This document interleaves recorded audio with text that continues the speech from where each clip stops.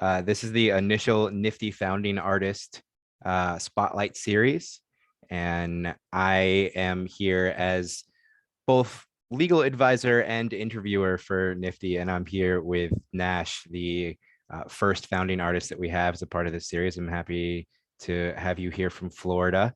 And I know that you are one of the first artists to be a part of the NFTY protocol, and I'm very excited because I know that you are a seasoned artist, both digitally and traditionally in the space.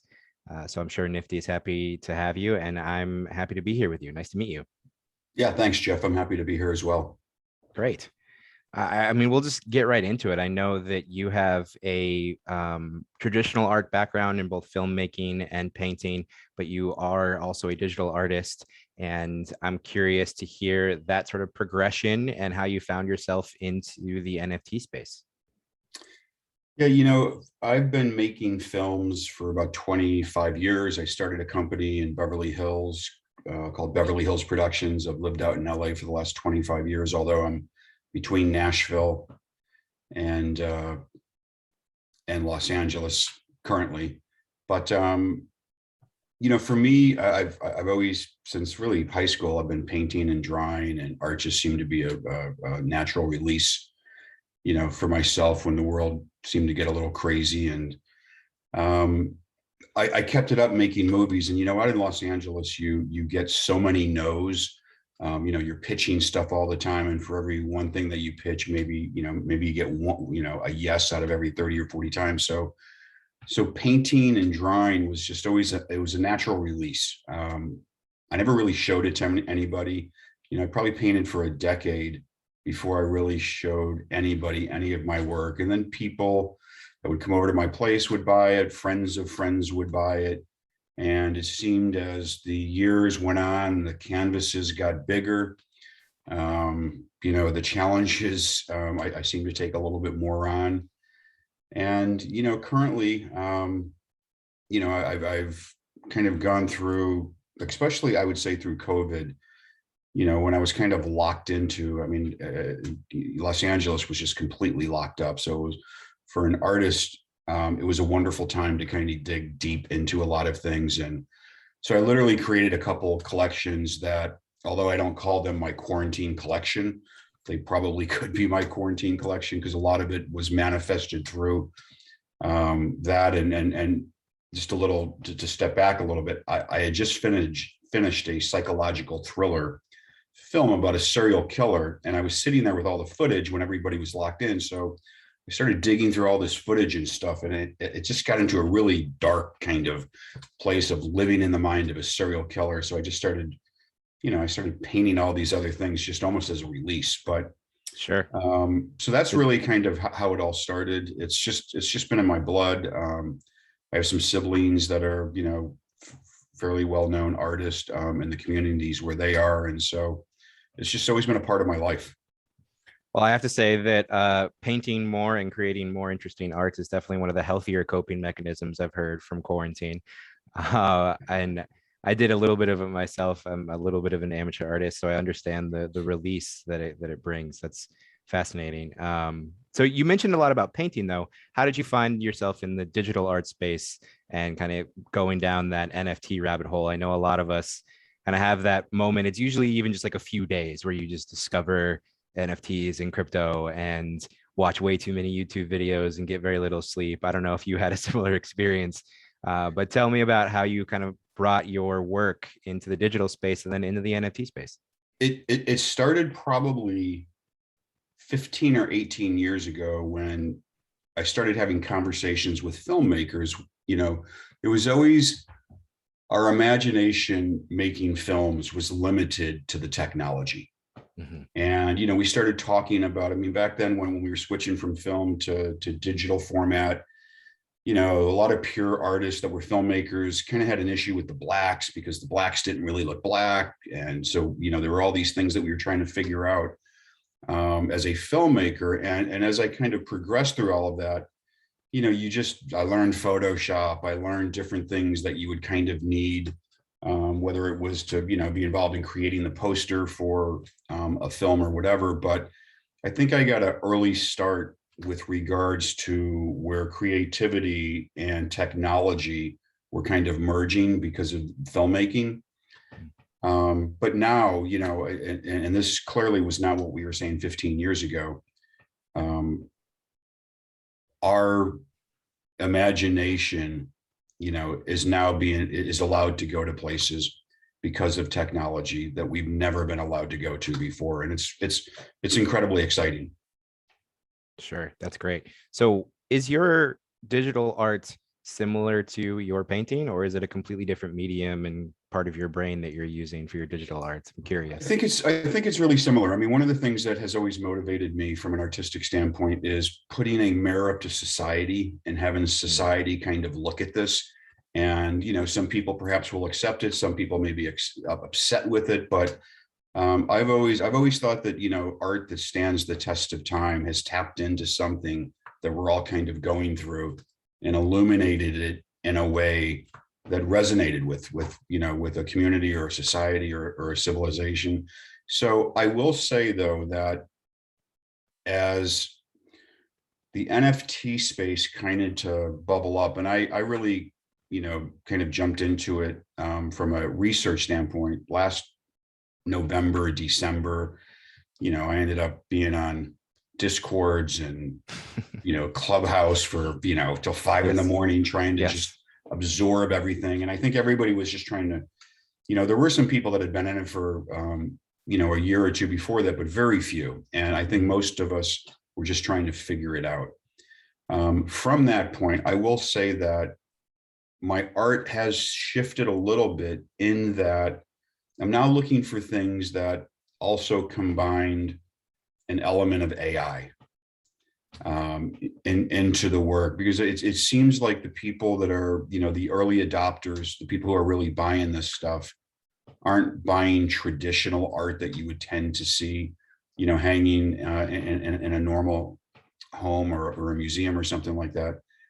They're really kind of, you know, looking at things on the edge of the spectrum. They're looking for people who have kind of drawn outside the lines. And I think AI allows you to kind of create a lot of really cool things that, you know, so some of the newest stuff that I'm doing has almost a code feel to it. So can you tell me a little bit more about that? I mean, is it music that's being created? Is it the actual visual that's being created with AI? Because I've seen, again, we've probably been hanging out at 5 a.m. in the same Discord sometimes, because I've definitely seen some of that where people are kind of just introducing, like letting the AI loose, and whatever comes up is the art. But tell me a little bit about how you're incorporating, if you don't mind. I don't know if I want to like spoil future pieces for your or anything, but I'm very curious to hear about how you're incorporating that. Yeah, so I mean, there's a couple of collections that I have, you know, coming out in NFTs, and one of them is vast. I mean, one of them has, you know, probably 300 to 400 pieces that, you know, will have an opportunity for about 10,000 NFTs to be created. And it's art, it's not music. I don't think anybody would ever, you know, have anything to do with any music that I ever created.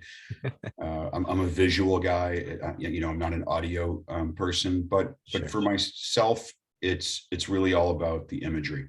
And I have another collection coming out, which is kind of these identification cards that would take place in the future of when humans and androids kind of morph together. What does that look like? And that has much more of a kind of an AI presence to it. Very kind of digital in look. And these are, you know, some of these, most of them are anywhere from 36 to 48 inches. Some of them go from 60 to 72 inches. I have another collection that I've actually been working on for almost 5 years. And, you know, there's a couple filmmaker buddies that want to do a documentary on it. One of the things about NFT that I really, really love, and it really kind of drew me to it, is, you know, since the beginning of time, artists just aren't good business people, you know, and so it's an opportunity for business people to kind of come in and, you know, either take control and it just seems like, some of the greatest artists of all time have died poor.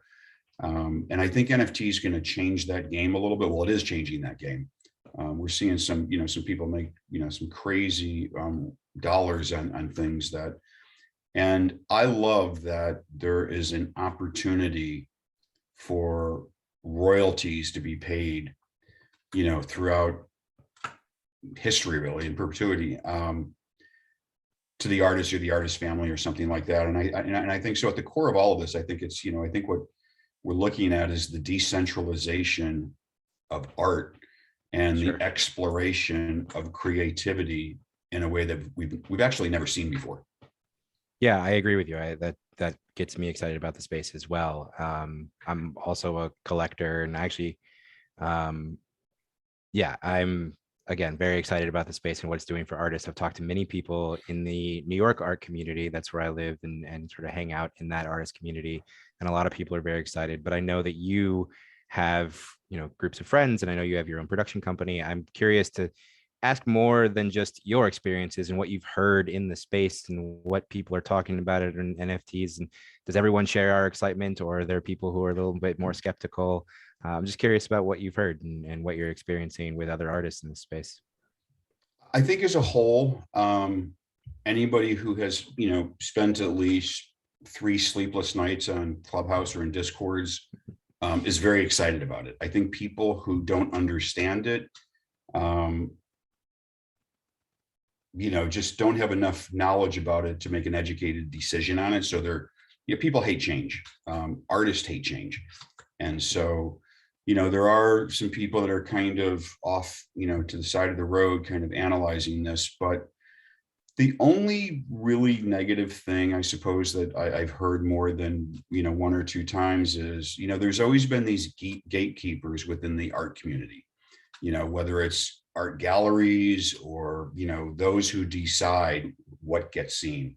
And, that's where artistry and commerce kind of come together. And, those gallery owners have decisions to make to pay their lights, and they have a certain, I think, agenda for themselves. But a lot of good art has never really kind of gotten into those places. And some of the folks that I'm talking about, feel that, well, their fear is that the gatekeepers are these kind of bigger platforms that are only they're not giving drops based on the art. They're giving drops based on your following. Yes. Or the hype that you can create. And, some of the pure artists that I know have really said that, the art needs to be larger than the hype for this to be sustainable. Yeah. Yeah, I think I've noticed that as well in my own experience. There's the rareables and things like that you kind of have to know somebody, or again have a little blue check mark next to your name on Twitter just to get in the door. And then the other side of that is I've literally minted NFTs that nobody cares about on OpenSea, and I liken that to kind of just like putting up a tent at a yard sale and saying, would you like to come look at my art? And it's kind of the other end of the spectrum. I don't know if you did this intentionally, but that's actually a great segue into the Nifty protocol and kind of that reputation aspect, trying to build the bridge between those things. And I know you've partnered with Nifty, and I'm sure you're excited about it. So tell me a little bit how you got involved and what excites you about being a part of this project specifically. So, in life, I think some of the best things always come down to relationships. And I've known the people behind Nifty, the people that are actually, building the platform for many years. And they're very successful in, the tech space with building apps, with building both from a business standpoint, and they've built a lot of apps in Hollywood for, big name celebrities, whether it's Mayweather or Paramount Studios or whomever. So they have a very strong proven track record in kind of, the creative digital space. Besides that, they're just really good people. So when they came to me, and, one of the founders has always kind of been a big fan of what I create in my art and stuff like that. And so, when they started to do this, first of all, they asked me as an artist, what would I change if someone was creating a new platform or something like that. And then they asked me, they said, look, we'd love to take your stuff out. Are you open to that? And I was like, yeah, just tell me a little bit more about it. And, and so over the last kind of year, we've, had some conversations about when the art would come out, what they're looking to do. And I think what they're doing is super cool and needed. I agree. Obviously, I'm here and I've partnered with them as well. So I have to ask you though, what is your answer to that question? If you are an artist setting up your own platform from scratch, what does it look like? Well, it kind of goes back to, what we were talking about before. And no, that wasn't an intentional segue.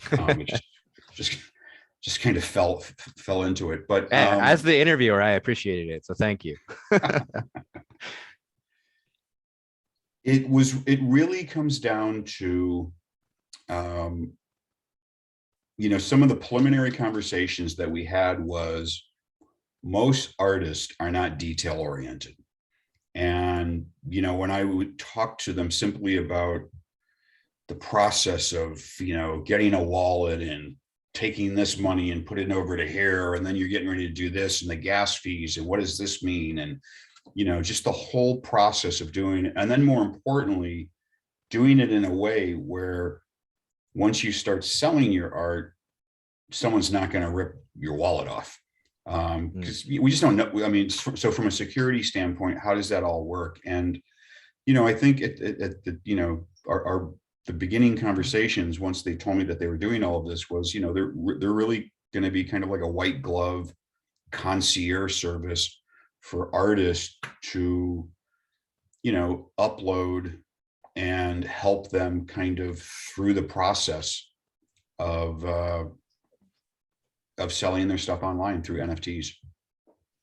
Yeah, I think that's important. I think there are a lot of artists that would like to get involved, but don't know how. And I think they're doing a great job of that. I was just going to say, it's going to be interesting to see. I mean, they also, have added some other components to it that I think are interesting where I don't know what the correct word would be, but it's almost, it's almost like an affiliate program. Anybody who, likes your artwork can help you, widen your base.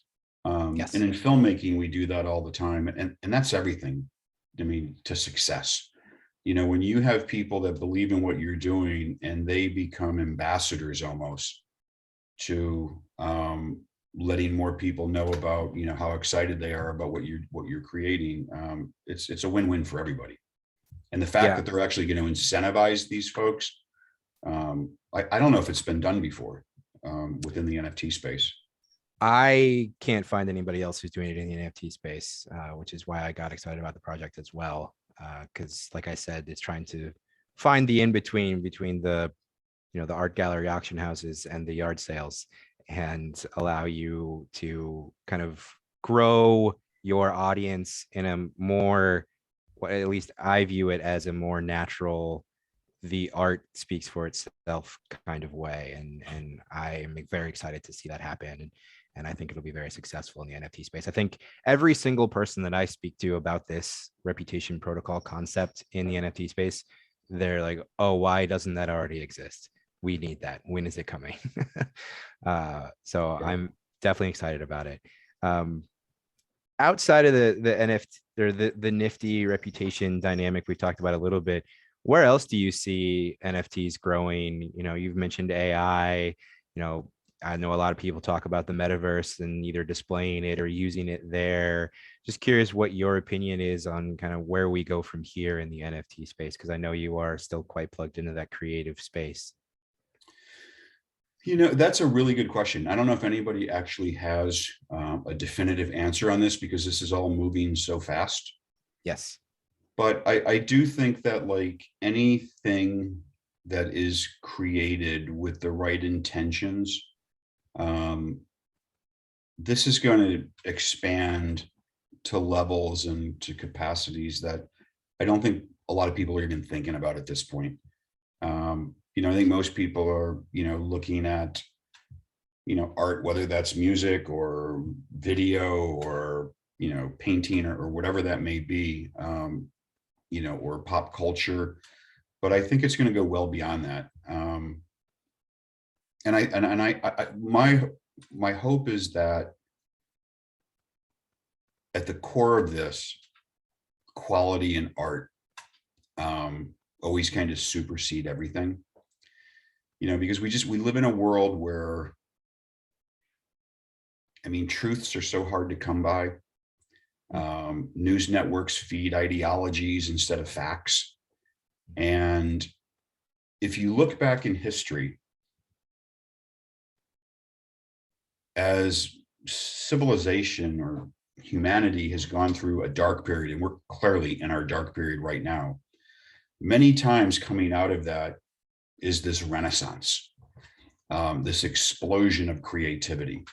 And I think with where we are as a civilization, with what we've just kind of been walking through, and what NFT is allowing for this renaissance that I kind of referred to, I think it's an awesome time to be alive, man. I think from a creative standpoint, I think it's just, they say sometimes certain things have to line up to have the perfect scenario, and I think we have that right now with the darkness that we're kind of coming out of, hopefully, and Hopefully. hopefully, and the renaissance of what traditionally happens after those dark periods.